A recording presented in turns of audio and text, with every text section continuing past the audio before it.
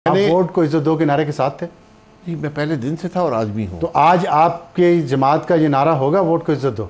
जी बिल्कुल। तो आप ये पाकिस्तान की हर जमात का नारा है। ठीक है, तो फिर इस्टेब्लिशमेंट की मदद नहीं लेंगे आप तो कामयाब कैसे सर? इस्टेब्लिशमेंट, मैं ये कह रहा हूँ कि इस्टेब्लिशमेंट की मदद से कामयाबी हासिल की है यहाँ तो हमारे मुल्क में बदकिस्मती से। फिर देखिए, बदकिस्मती समझे जो भी समझे, मुल्क बदकिस्मती मुल्क की हुई ना, तो हमें इस मामले से निकलना होगा। हम यही बात कर रहे हैं कि आज कोई खराबी की बात करने वाला तो हो। जो आपने बात की है, मैंने ज़िंदगी में कभी जमात का ओहदा नहीं था। मुझे ओहदा सौंपा गया 2019 में कि जमात को ऑर्गेनाइज़ करें, जमात तितर बितर है। तो मैंने अपनी कोशिश की और मैंने उस वक़्त मियाँ साहब को और मियाँ मरीम नवाज़ साहिबा दोनों को बताया था कि एक जनरेशनल चेंज आपकी जमात में आएगा। हमारी नज़र आता है ना कि एक जमात है, उसमें एक ख़ानदान है, वो आपस में इक़्तिदार उनके पास रहेगा। ये हर शख्स की ख्वाहिश होती है मेरा बेटा बेटी सियासत में रहे। तो मैंने कहा था फिर उस वक़्त मैं इन ओहदों पे नहीं रह सकूँगा। मैं फिर भी मुस्लिम लीग नून के टिकट, क्योंकि मैं समझता था कि बेहतर जमात, बेहतर सोच यही है, तो मुस्लिम लीग नून के टिकट पे मैं इलेक्शन ज़रूर लड़ता, लेकिन मैं किसी हुकूमत या उसमें शामिल ना होता।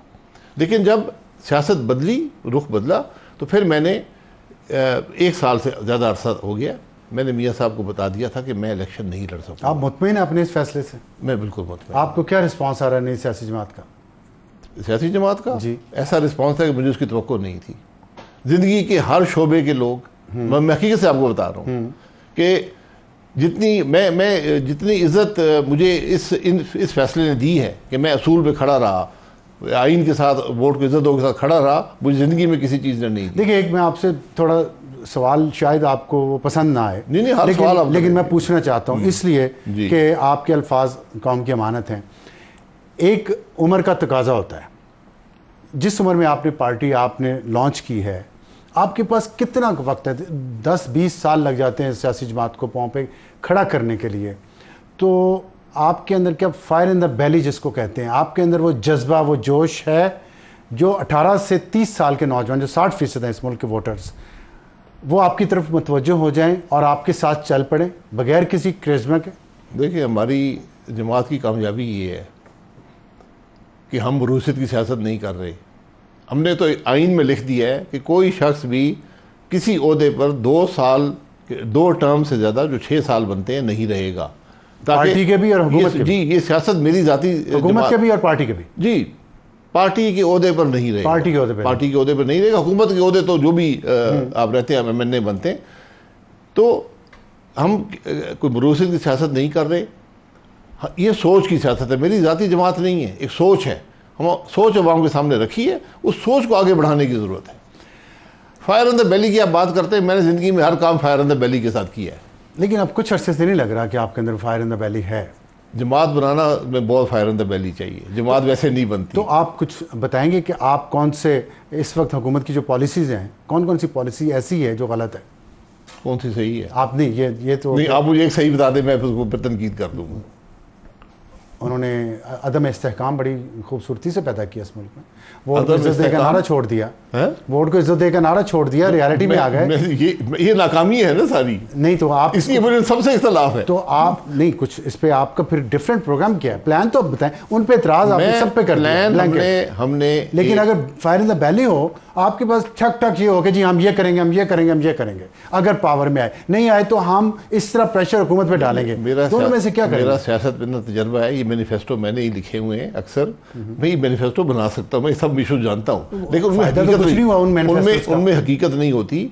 जो जमातें ये कहें कि हम 300 यूनिट बिजली मुफ्त कर देंगे, हम 200, दूसरी कहती है 200, दूसरी कहते हैं मैं 300 कर दूंगा, वही उनकी नाकामी है।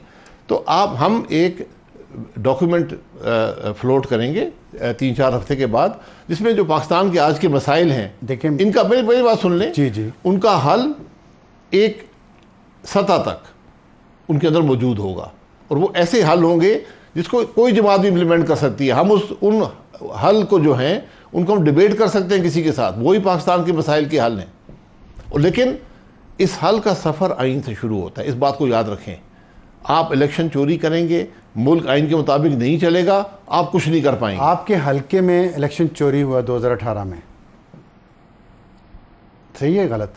18 में चोरी हो गया, 24 में चोरी हो गया। मैंने सिर्फ एक 18 मेरा सवाल जी 2018 में आपका इलेक्शन मरी में चोरी हुआ, आप उसको तो रोक नहीं सके, आप पूरे मुल्क के इलेक्शन में चोरी को कैसे रोकेंगे? मैंने रोक लिया ना, अपनी जुबान से तो रोक लिया ना। कहाँ रोक लिया? मैंने आपको हरा दिया रोक गया ना। मैं आज बात कर रहा हूँ, हरवा दिया, हार गया मैं, फिर क्या क़यामत आ गई? तो फिर देखे ना, नहीं बात ये है। और मैंने अल्हम्दुलिल्लाह मैंने वो इलेक्शन हार कर भी मेरी जमात ने मुझे लाहौर से इलेक्शन लड़वाया और मैंने कौमी असम्बली में अपोजिशन में अपना किरदार अदा किया। और आप वज़ीर आज़म भी बने। वज़ीर आज़म में उससे पहले बन चुका। ठीक है, तो फिर लेकिन आपने जमात को छोड़ दिया ना। वो जाहिर है जमात जो होती है ये 2 तरफा सफ़र होता है। मैंने कोई ओहदा मांगा हो तो मैं कसूरवार हूँ। जमात ने मुझ पर एतमाद किया, मैं उनके एतमाद पे पूरा उतरा। मेरी जमात को पूरा हक है कि मेरे किसी किए पर तनकीद करें। नहीं, मेरा क्वेश्चन ये है, प्लान कुछ बताएं। देखें, पाकिस्तान का सबसे बड़ा मसला है डेट, कर्ज, फिर डिफेंस का खर्चा है, हमारे पास वो पूरा नहीं हो रहा। ये कम से कम 2 चीज़ों को तो बताएं। और तीसरा ये कि अकेली सियासी जमात आपकी जितनी भी सीटें जीत जाएं, आप मेजॉरिटी तो नहीं ले सकेंगे ना कभी भी, शुरू में कम से कम 5-10 साल। तो आप किसके साथ मिलकर आगे चलेंगे जब तीनों सियासी जमातों को आपने शुरू से ही डिस्कार्ड कर दिया है? जी पाकिस्तान में दुआ करें कि एक पार्टी हुकूमत ना आया करे, कोलिशन आए। जी कोलिशन हमेशा आए ताकि इंटरनल चेक एंड बैलेंस रहे। मैं एक 2/3 गवर्नमेंट तो कहीं भी कामयाब नहीं हुई जी दुनिया में, हमारे मुल्क में कामयाब ही कोलिशन। दुनिया में लोग पढ़े लिखे हैं वहाँ। तो आप यकीन करें, मैं 2/3 मेरी बात मान लें जी, मैं 2/3 हुकूमत का हिस्सा रहा हूँ पाकिस्तान में। वो हुकूमत एक दिन नहीं चल सकी। वजह जी वजह क्योंकि आप जो लीडर होता है वो आमिर बन जाता है, वो इतनी ताकत रखता है कि वो आइन को किसी वक्त तब्दील कर दे। आप समझते हैं कि नवाज शरीफ 1997 में आमिर बन गए थे?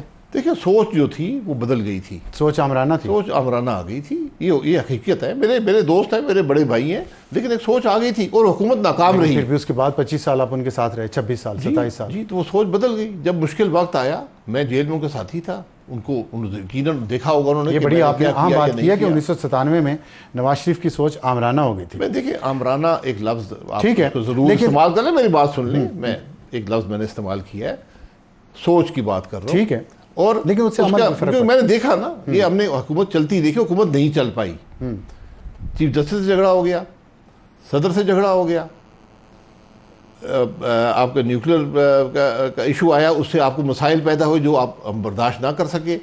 फिर कारगिल आ गया, हालांकि वहाँ एक बहुत नादिर मौका था और वो पाकिस्तान इंडिया के ताल्लुकात हल हो सकते थे उस वक़्त। वो मियाँ साहब की बहुत बड़ी कामयाबी होती, लेकिन वो भी नहीं हो पाया। उसके बाद आर्मी चीफ जो थे वो आखिर कू करके मुल्क के अंदर आ गए। ये एक 2/3 अक्सरियत की ये नाकामी रहती है। उसमें एक कोशिश भी हुई एक आईनी तरमीम की, जो अमीरुल मोमिनीन नहीं था। वो ये लोग बातें करते हैं सारे, वो सिर्फ ये था, उसकी निचोड़ उस आईनी तरमीम का ये था कि मेंबर्स प्रेजेंट एंड वोटिंग की अक्सरियत जो है वो आइन बदल सकती है, जो उस हाउस में मौजूद, जो मेंबर्स प्रेजेंट एंड वोटिंग की अक्सरियत। हाँ, ठीक है। ये वो भी देखें, आप ये क्रेडिट दें उस पार्लिमानी पार्टी को जो 2/3 पे मुश्तमिल की थी, उसने रोका इस बात को। अच्छा, मैं आपसे एक हाइपोथेटिकल क्वेश्चन पूछता हूँ, क्योंकि आप उस हुकूमत का हिस्सा रह चुके हैं। अगर आप वज़ीर आज़म होते, आप उस वक्त के चीफ जस्टिस से जो झगड़ा हुआ था, जो भी हालात थे उस वक्त, आप भी उसी में हैं, आप झगड़ा करते उनसे, उनको अलग करते कि ना करते? सर मैं देखे झगड़े की ज़रूरत नहीं होती। उनका एक आइन में उनका एक रोल है, मेरा एक रोल है, फौज का एक रोल है। ये आइनी रिश्ते हैं, उनको आइन के मुताबिक चलना चाहिए। आप आर्मी चीफ को सैक करते? जी, आर्मी चीफ मुशर्रफ को सैक करते? सैक किस बात पे? जिस तरह जो भी कारगिल वॉर पे हुआ था ना। देखिए सैक आपने करना, उसका एक तरीका है। आपके पास ये इख्तियार मौजूद है। इख्तियार नहीं, ये आपकी सोच है, लेकिन उसकी दलील होनी चाहिए।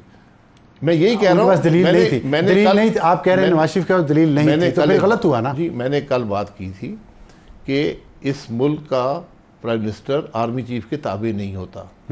इस मुल्क का जो आर्मी चीफ है प्राइम मिनिस्टर के ताबे नहीं होता। इस मुल्क के जज किसी के ताबे नहीं होते। अलग अलग ये आईनी रिश्ते हैं जी, ठीक है। हम एक दूसरे के जाती मुलाजम नहीं होते कि वो हुक्म करेंगे और मैं मान लूंगा और मैं हुक्म करूंगा तो वो मान लेंगे। आर्मी चीफ आपको आर्मी चीफ वज़ीर-ए-आज़म के ताबे नहीं होता, ये आइन की कौन सी शिक है?